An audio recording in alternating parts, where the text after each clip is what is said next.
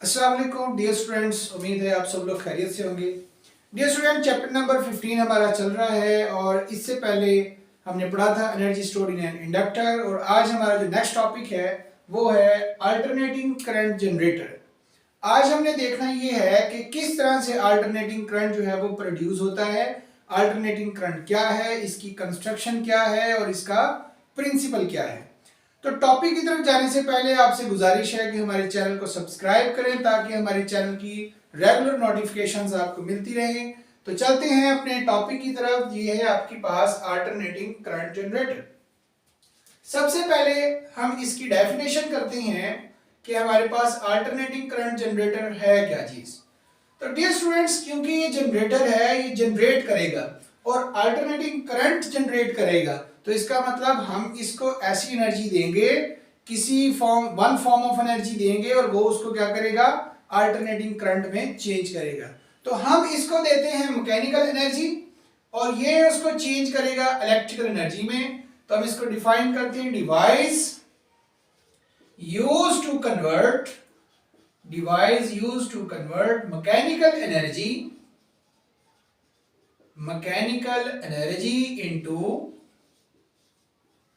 into electrical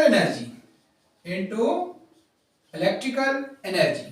तो हमारे पास ये एक ऐसा डिवाइस है जिसने क्या करना है, मैकेनिकल एनर्जी को इलेक्ट्रिकल एनर्जी में चेंज करना है। अगर ये डिवाइस है तो जो डिवाइस होते हैं उनका कोई ना कोई वर्किंग प्रिंसिपल जरूर होता है।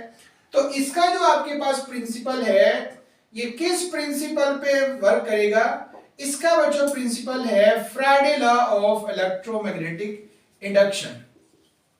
फ्राडे लॉ ऑफ इलेक्ट्रोमैग्नेटिक इंडक्शन। तो क्या था फ्राडे लॉ ऑफ इलेक्ट्रोमैग्नेटिक इंडक्शन? तो आपने पढ़ा था average EMF induced in an conducting loop. अगर हमारे पास एन कंडक्टिंग लूप्स हैं तो उनके अंदर जो ईएमएफ इंड्यूस होगा वो rate of change of flux की वजह से होगा। तो यहां हमें एक बात समझ आई है कि अल्टरनेटिंग करंट जनरेटर के अंदर अगर हम ईएमएफ जनरेट करना चाहते हैं, वोल्टेज जनरेट करना चाहते हैं, तो हमें इस कॉइल के अंदर जिसकी एन नंबर ऑफ टर्न्स होंगे, ऐसी कॉइल के अंदर हमें चेंज ऑफ फ्लक्स करना पड़ेगा। Rate of change of flux होगा तो फिर करंट जनरेट होगा। अब वो अल्टरनेटिंग किस तरह से होगा, किस तरह से वो चेंजिंग करंट होगा या चेंजिंग वोल्टेज होगा, तो उसको देखते हैं कि कैसे होगा। तो ये डिवाइस हमारे पास क्या है, इसमें कौन कौन सी चीजें हैं। तो चलते हैं प्रिंसिपल के बाद इसकी कंस्ट्रक्शन की तरफ कि हमारे पास इसमें कौन कौन सी चीजें हैं। सबसे पहले तो हमारे पास एक आर्मेचर है, एक हमारे पास कॉइल है जो एन नंबर ऑफ लूप्स पर कंसिस्ट कर रही है। तो पहले नंबर पे हमारे पास एक rectangular coil consist of N turns wound over the iron cylinder। तो इसको हमने क्या किया हुआ है, आयरन सिलेंडर के अंदर, आयरन सिलेंडर के ऊपर हमने वाउंड किया हुआ है। हमारे पास एक आयरन सिलेंडर है, उस आयरन सिलेंडर के ऊपर हमने नंबर ऑफ लूप्स को वाउंड किया हुआ है, जो हमारे पास क्या बन गई है, रेक्टेंगुलर कॉइल बन गई। ओके जी। रेक्टेंगुलर कॉइल के बाद दूसरे नंबर पे हमारे पास जो चीज है, ये बच्चों आपके पास रेक्टेंगुलर कॉइल आ गई जिसको हमने नाम दे दिया ए बी सी डी का। ये हमारे पास एक रेक्टेंगुलर कॉइल। अब रेक्टेंगुलर कॉइल के जो दो एंड्स हैं, एक आपके पास एंड ये है, इसको भी हमने इस रिंग के साथ कनेक्ट किया हुआ है। दूसरा एंड हमारे पास ये है, इसको भी हमने एक रिंग के साथ कनेक्ट किया हुआ है। इन रिंग्स को कहा जाता है स्लिप रिंग्स। इन्हें हम क्या नाम देते हैं, स्लिप रिंग्स का। तो दूसरे नंबर पे आपके पास क्या है, आपके पास है स्लिप रिंग्स। तो आपने कॉइल के दोनों सिरों को अलग-अलग स्लिप रिंग के साथ कनेक्ट किया हुआ। इसके बाद ये स्टूडेंट्स, ये हमारे पास जहां से हम आउटपुट हासिल कर रहे हैं, स्लिप रिंग्स जो थे आपके, इसको नाम दे दें आर का, इसको नाम दे दें आर डैश का। और उसके बाद ये जो आपके पास चीज है, ये दो चीजें, ये है आपके पास बी बी डैश। ये बी बी डैश क्या है, ये है आपके पास carbon brushes. Carbon brushes B, B dash. ये कार्बन ब्रशेस जो हैं ये स्लिप रिंग के साथ कनेक्टेड हैं। ये कार्बन ब्रशेस स्टेशनरी होते हैं, इन्हें हम आमतौर पर स्टेशनरी कार्बन ब्रशेस बोलते हैं। ये हमारे पास क्या है, stationary carbon brushes, carbon brush, stationary carbon brush.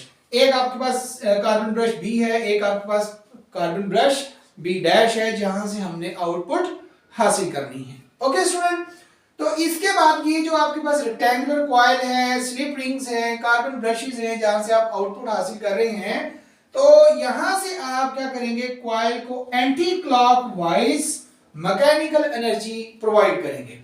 तो मैकेनिकल सोर्स ऑफ एनर्जी भी आपको चाहिए है। चौथे नंबर पर आपको मैकेनिकल सोर्स ऑफ एनर्जी भी चाहिए है, ऐसा सोर्स जिससे आप क्या करेंगे, कॉइल को रोटेट करवाएंगे। तो mechanical source of energy, mechanical source of energy, जहां जिसकी मदद से आपने इस कॉइल को रोटेट करना है एंटी क्लॉकवाइज। इन सब चीजों के अलावा ये आपको नजर आ रहा होगा कि ये हमारे पास आ गया नॉर्थ पोल और ये हमारे पास आ गया साउथ पोल। नॉर्थ और साउथ पोल क्या है, ये है आपके पास एक परमानेंट मैग्नेट। ये हमारे पास क्या है, परमानेंट मैग्नेट। तो हमें यहां पर परमानेंट मैग्नेट भी चाहिए है, परमानेंट मैग्नेट। तो हमें अल्टरनेटिंग करंट जनरेटर बनाने के लिए जिन जिन चीजों की जरूरत है वो हमारे पास कौन कौन सी हैं, हमारे पास एक रेक्टेंगुलर कॉइल है, n नंबर ऑफ लूप्स पर कंसिस्ट करेगी, और उसको हमने एक रेक्टेंगुलर आयरन सिलेंडर के ऊपर वाउंड कर देना है। उसके बाद आपको स्लिप रिंग्स चाहिए हैं जो कॉइल के दोनों एंड्स हैं। जैसे एक एंड आपके पास ये ए वाला है, दूसरा एंड बी वाला है, तो इन दोनों एंड्स को हमने किसके साथ जोड़ा हुआ है, स्लिप रिंग्स के साथ जोड़ा हुआ है। स्लिप रिंग्स के साथ कनेक्ट करने के बाद स्लिप रिंग्स स्लिप करती हैं कार्बन ब्रशेस पर। हमारे पास स्टेशनरी कार्बन ब्रशेस होते हैं और स्लिप रिंग्स जो है इस तरह से उस स्टेशनरी कार्बन ब्रश के साथ स्लिप करेंगे जब कॉइल जो है वो मैग्नेटिक फील्ड के अंदर रोटेट करेगी। इसके बाद बच्चों यहां से हम इसको कोई ना कोई मैकेनिकल सोर्स प्रोवाइड करेंगे। वैसे तो डैम में पानी फिल किया जाता है, वो पानी टरबाइंस के ऊपर गिराया जाता है। टरबाइंस मैकेनिकल एनर्जी जनरेटर को प्रोवाइड करती हैं और जनरेटर जो है फिर आगे अल्टरनेटिंग वोल्टेज जनरेट करता है।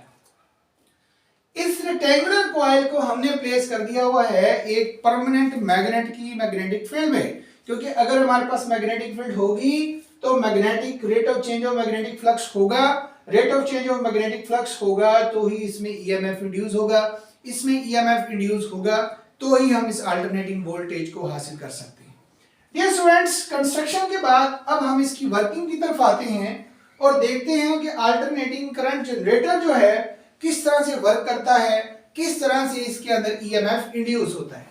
सबसे पहले कॉइल जो है ये कंसिस्ट कर रही है 4 लेंथ सेगमेंट पर। हम यहां पर लिखते हैं coil consist of 4 length segments, 4 length segments. हम इस कॉइल को 4 लेंथ सेगमेंट्स के हिसाब से देखते हैं। जैसे एक लेंथ सेगमेंट आपके पास ए बी है, दूसरा आपके पास बी सी है, तीसरा आपके पास सी डी है और चौथा आपके पास बी ए है।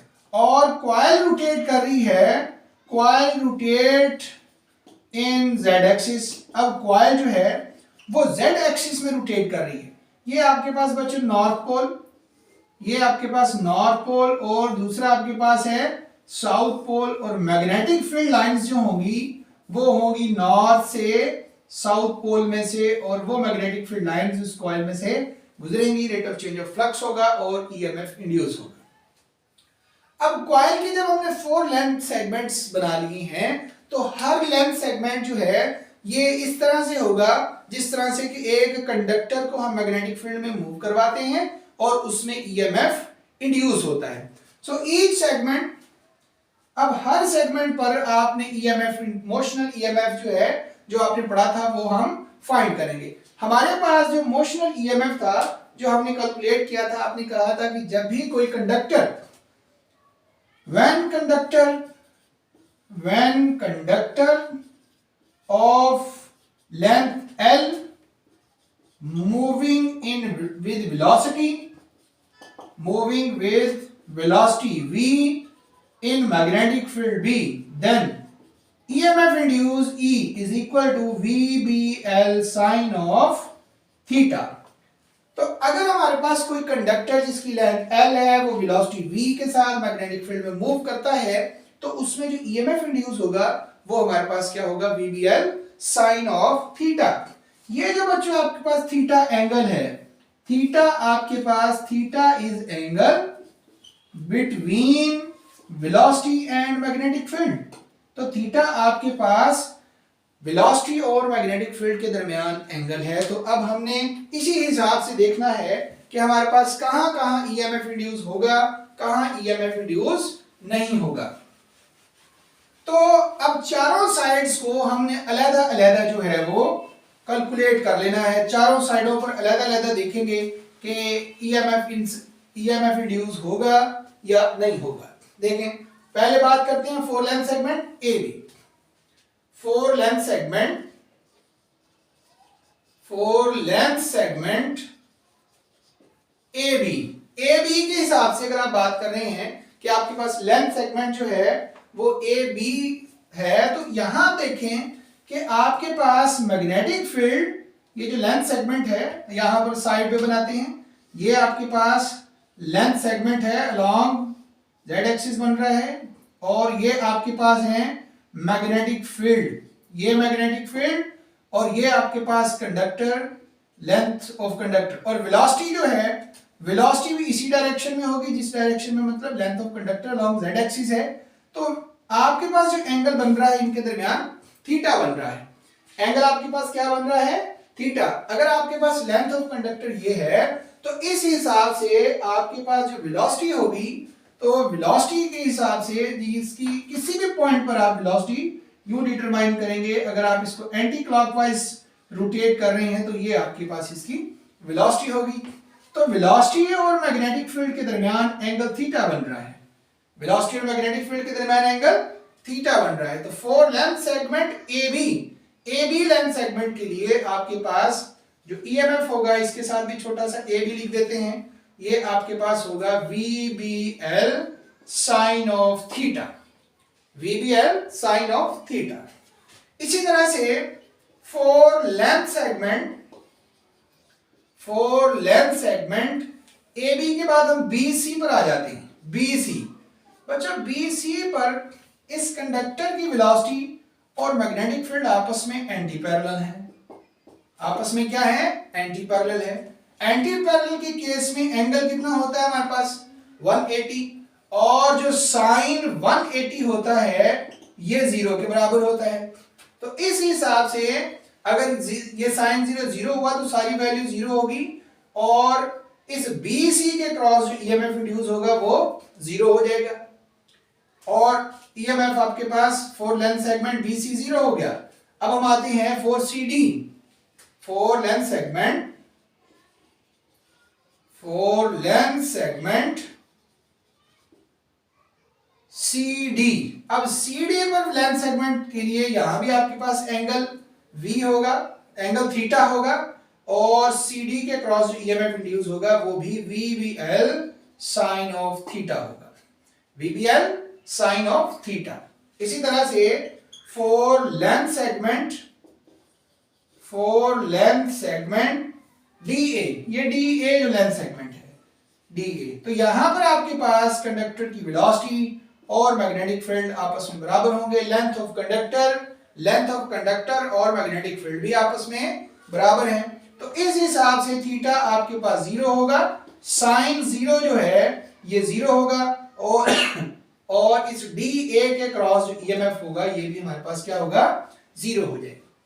तो हमने इस लेंथ सेगमेंट्स की चारों साइडों पर AB, BC, CD और DA के क्रॉस हमने अलग-अलग ईएमएफ जो इंड्यूस हुआ है वो हमने कैलकुलेट कर लिया है। अब हम टोटल ईएमएफ देखते हैं कि इस कॉइल के अंदर टोटल कितना ईएमएफ इंड्यूस हुआ है। तो डियर स्टूडेंट, आपके पास जो टोटल ईएमएफ इंड्यूस हुआ है उसको हम E से रिप्रेजेंट कर रहे हैं। कैसे फाइंड करेंगे? इस A B B C C D और डी ए के ईएमएफ को सम कर देंगे। So EMF cross A B plus B C plus C D plus D A. अब ए बी की आपके पास V B L sine of theta है, बी सी आपके पास 0 है, सी डी पे आपके पास V B L sine of theta है और डी ए आपके पास 0 है। तो इस हिसाब से आपके पास जो टोटल ईएमएफ इंड्यूस हुआ वो हो गया 2VBL साइन ऑफ थीटा। तो टोटल ईएमएफ इसमें कितना इंड्यूस हुआ है? 2VBL sign of theta. यहां थोड़ी सी तब्दीली और करते हैं। ये जो वेलोसिटी है आपके पास v इज इक्वल टू, ये किसके बराबर होती है? आर ओमेगा की। v is equal to R omega, तो ये E is equal to 2 into, इसको लिखते हैं R omega B L sine of theta. या फिर इसको हम क्या करते हैं, ये जो आपके पास ओमेगा है इसको पहले लिख देते हैं और 2RL को इकट्ठा लिख देते हैं। ये आ गया आपके पास B और साइन ऑफ थीटा। बच्चों ये जो आपके पास 2RL है, 2RL ये इस रेक्टेंगुलर कॉइल का एरिया है।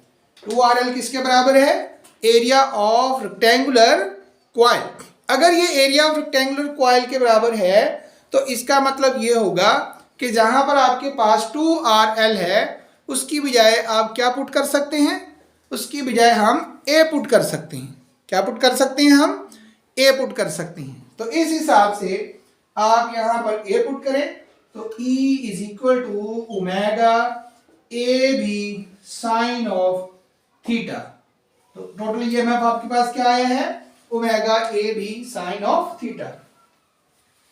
ऐसा तब हुआ जब आपने इस रेक्टेंगुलर कॉइल को एक लूप की तरह बिहेव किया कि हमारे पास एक लूप है और उसकी 4 साइड्स हैं, लेकिन असल में हमारे पास एक लूप नहीं है। हमारे पास कितनी लूप्स हैं?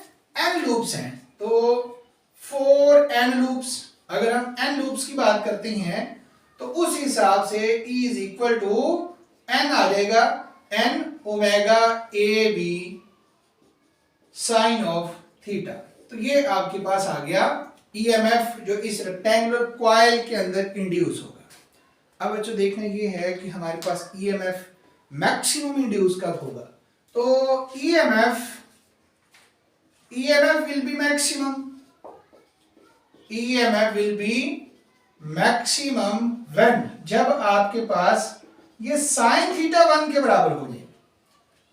ईएमएफ आपके पास मैक्सिमम कब होगा? जब sine theta equal to 1, sine theta 1 के बराबर हो जाए। तो साइन थीटा 1 के बराबर तभी होगा जब थीटा हमारे पास 90 होगा।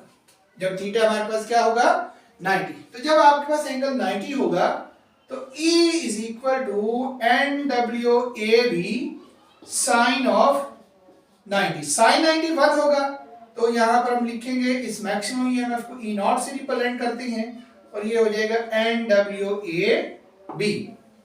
तो मैक्सिमम जो ईएमएफ इंड्यूस हुआ है आपके पास वो क्या आ गया? NWAB। अब यहां पर जहां पर आपके पास NWAB था, इसकी बजाय आप E नॉट लिख सकते हैं और इसी रिलेशन को E is equal to E naught sine of theta लिख सकते हैं।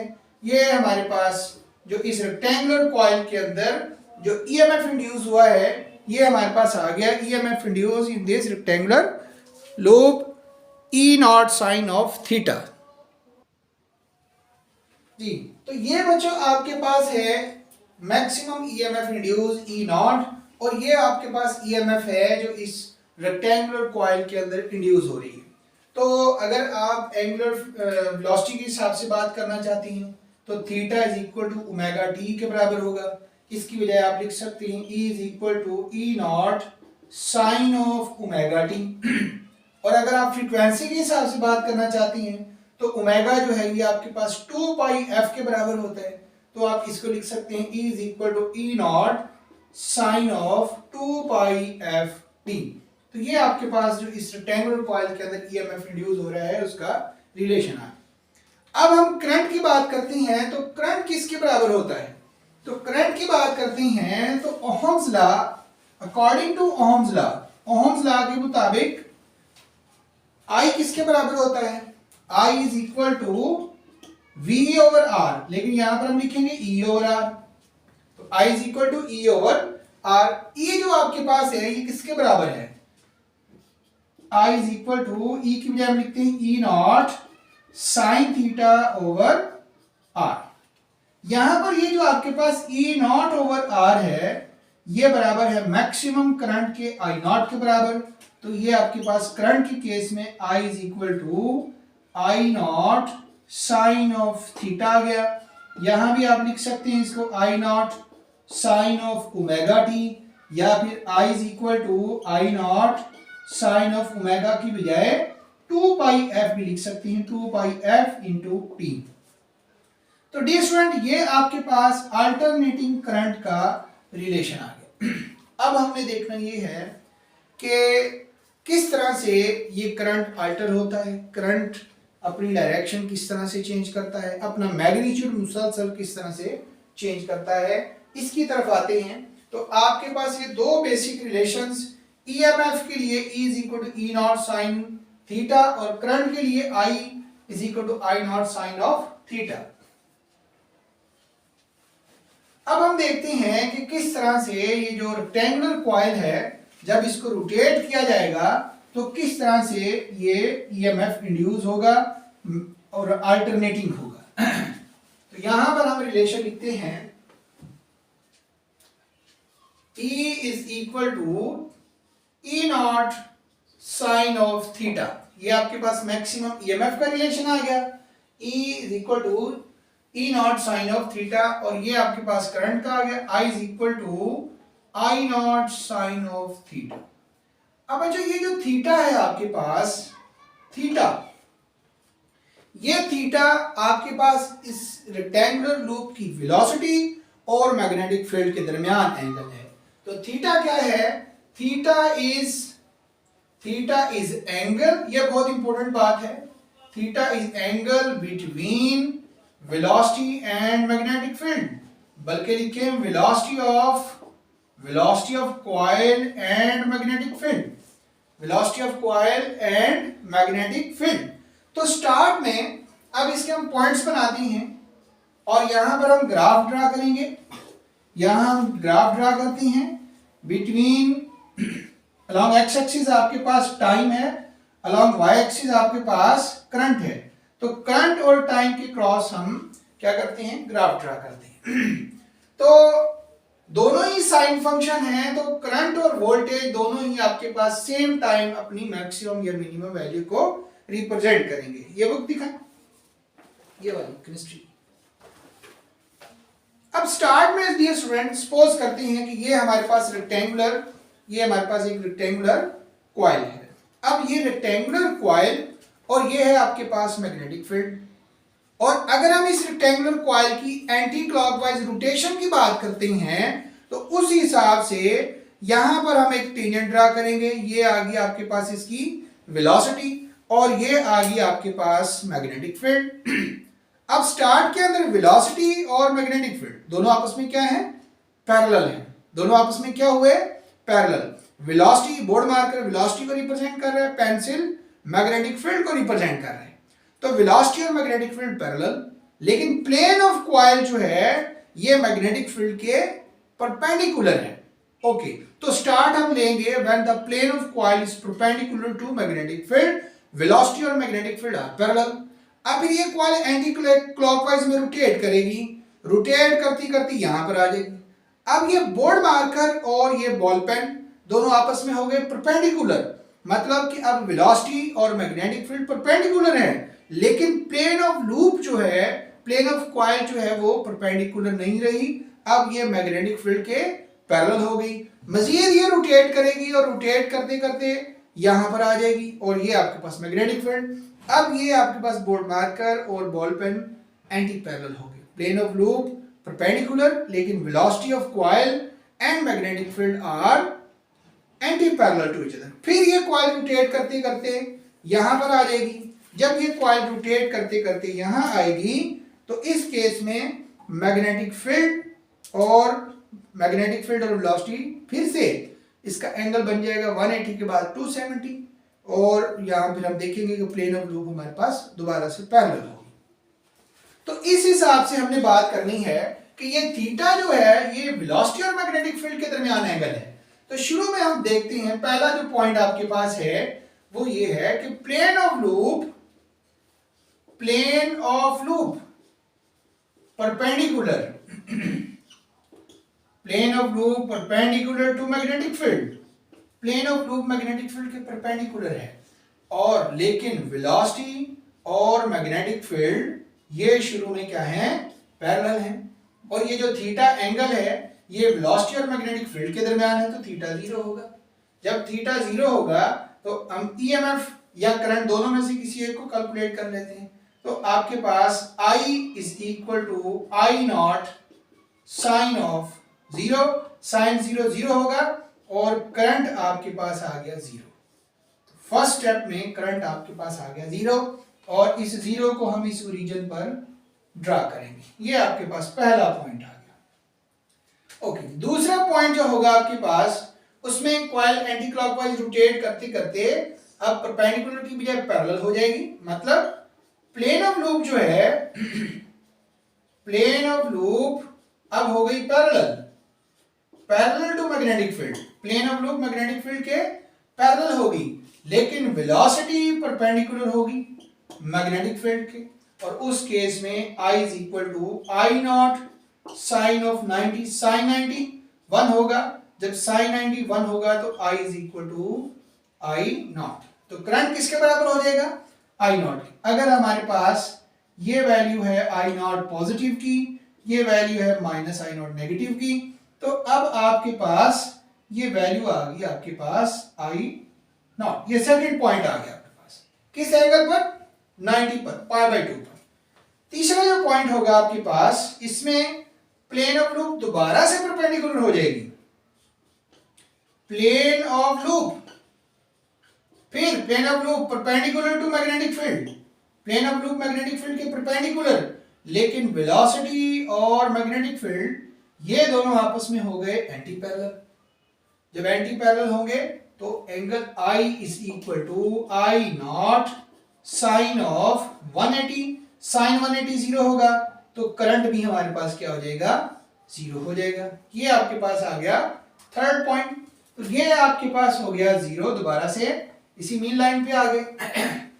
इसी तरह से दूसरे जो पॉइंट्स हैं चौथे पॉइंट की तरफ आते हैं। ये हमारे पास 3 पॉइंट्स इसके हो गए। अब हम आते हैं चौथे पॉइंट की तरफ। चौथे पॉइंट में दोबारा से प्लेन ऑफ लूप पैरेलल हो जाएगी। प्लेन ऑफ लूप फिर से become parallel to magnetic field. Plane of loop magnetic field के पैरेलल हो गई तो वेलोसिटी जो होगी वो क्या हो जाएगी, वेलोसिटी और मैग्नेटिक फील्ड के दरमियान एंगल होगा 270 का। Velocity and magnetic field both make 270। 270 की केस में हम लिखते हैं I is equal to I naught sine of 270 और 270 -1 के बराबर होगा तो ये माइनस आई नॉट। तो करंट आपके पास किसके बराबर आ गया, माइनस आई नॉट के बराबर। और ये माइनस आई नॉट आपके पास बन रहा है यहां पर पॉइंट। फिर आखिरी पॉइंट लास्ट, दोबारा से कॉइल जिस जगह से रोटेट करना स्टार्ट हुई है दोबारा उसी पोजीशन पर वापस आ गई। मतलब कि दोबारा से plane of loop magnetic field के परपेंडिकुलर हो गई और वेलोसिटी एंड मैग्नेटिक फील्ड इनके दरमियान एंगल जो है ये 360 हो गया और current I is equal to I naught sine of 360, sine 360 भी हमारे पास 0 होगा और करंट 0 होगा। और ग्राफ में हम इस लाइन को थोड़ा लंबा कर देते हैं। ग्राफ में ये पॉइंट आपके पास यहां पर आ जाएगा। ठीक हो गया। अब हम इन पॉइंट्स को आपस में मिलाते हैं, देखते हैं कि हमारे पास ये ग्राफ कुछ किस किस्म का बनता है। तो आपके पास जो ग्राफ बना है वो बना है साइन कर्व। कौन सा बना है, साइन कर्व, या फिर इसको कहा जाता है साइनोसॉइडल ग्राफ या साइनोसॉइडल वेव। तो ये आपके पास साइनोसाइडल वेव बनी, यही वेव आपके पास अल्टरनेटिंग है। तो हम ये देखा कि जैसे जैसे यहां शुरू में कॉइल का एंगल 0 था, वेलोसिटी और मैग्नेटिक फील्ड दोनों आपस में पैरेलल थे, थीटा 0 था। जैसे ही थीटा 0 से बढ़ना शुरू हुआ, करंट बढ़ना शुरू हो गया और 90 पे जाके हमारे पास करंट मैक्सिमम हो गया। जैसे ही एंगल 90 से बढ़ना शुरू हो गया, करंट कम होना शुरू हो गया और 180 पे जाके करंट 0 हो गया। जैसे ही एंगल 180 से बढ़ना शुरू हुआ तो करंट अब फिर बढ़ रहा है, लेकिन करंट अपनी डायरेक्शन चेंज कर लेगा। उसकी वजह की जो आपके पास रेक्टेंगुलर कॉइल की ए बी साइड, ये A B side C D की जगह पे और सी डी जो है वो ए बी की जगह पर आ जाएगी। इसी तरह से यहां पर आपके पास 270 एंगल पर मैक्सिमम ईएमएफ इंड्यूस होगा, मैक्सिमम करंट होगा, बट ऑपोजिट डायरेक्शन। और जब एंगल 270 से बढ़ेगा और 360 पे जाके ये 0 हो जाएगा। तो ये है बच्चों आपके पास अल्टरनेटिंग करंट। इसको हम देखते हैं कि क्या आपके पास अल्टरनेटिंग वोल्टेज क्या है, अल्टरनेटिंग करंट क्या है। तो करंट की अगर हम बात करें तो हम यहां पे लिखेंगे current which changes its magnitude,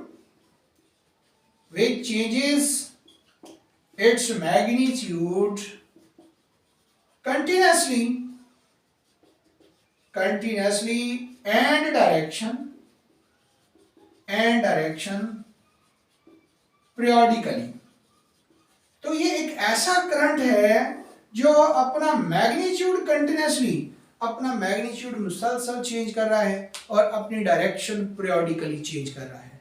तो हमने देखा बच्चों कि किस तरह से हमने एसी जनरेटर को यूज करके अल्टरनेटिंग करंट जनरेट किया है, alternating current, alternating voltage generate किया है और किस तरह से वो अपना मैग्नीट्यूड और डायरेक्शन चेंज करता है।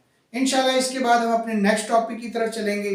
आज के लिए इतना ही। तो वो फ्रेंड्स जिन्होंने हमारा चैनल अभी तक सब्सक्राइब नहीं किया, उनसे गुजारिश है कि हमारे चैनल को सब्सक्राइब करें ताकि हमारे रेगुलर नोटिफिकेशन आप तक पहुंचते रहे। बहुत शुक्रिया।